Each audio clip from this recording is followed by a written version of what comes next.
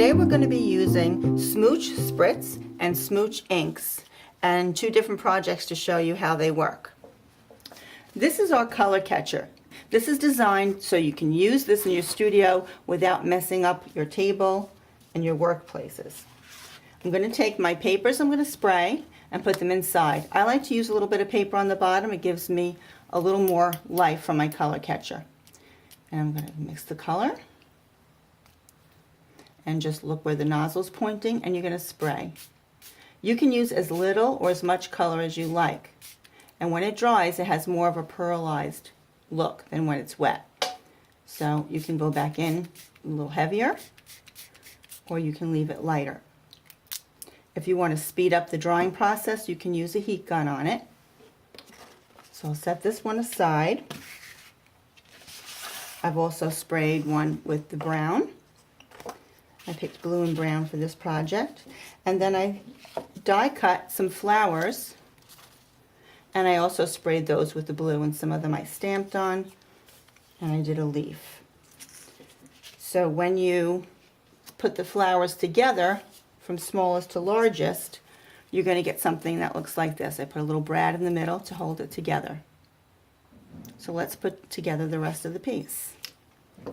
Once the paper is dry, I'm going to stamp it using an archival dye ink pad. This will dry right away, and I always turn my stamp upside down and put the ink on that way. It's especially good when you have a stamp that's larger than the ink pad. I'm going to stamp that there in the center.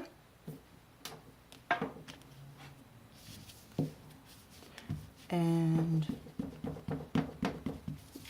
I'm going to stamp another one here a little bit lower. Instead of stamping them all in a row, I'm going to make a little bit more interesting pattern.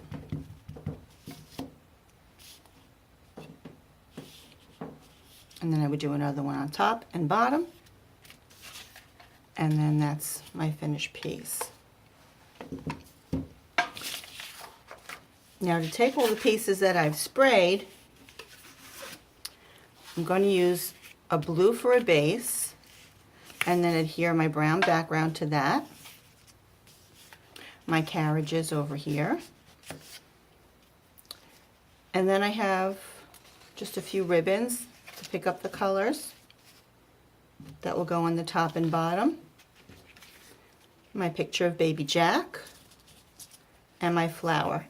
And once they're all glued down, there's our finished piece. Now we're going to be using the Smooch inks to create this card. And I've already started a water bath. This is plain tap water. And I'm taking the Smooch inks with a tiny little applicator tip and just touching it to the surface of the water.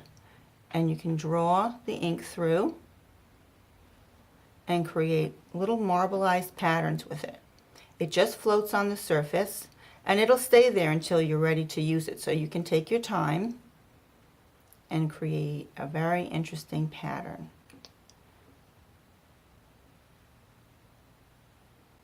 So I think I'm happy with this now. I'm going to take a piece of plain white cardstock, and I'm going to dip my paper in. Start at one side and let it drop, and that will make sure there's no air bubbles in it. And when you pick it up, just blot it on a paper towel. And you can either leave these to dry, or you can heat it with a heat tool if you want to use it right away. I like to go back in and put more color in and play with the bath and make several pieces. So I was playing with them the other day and created all of these samples.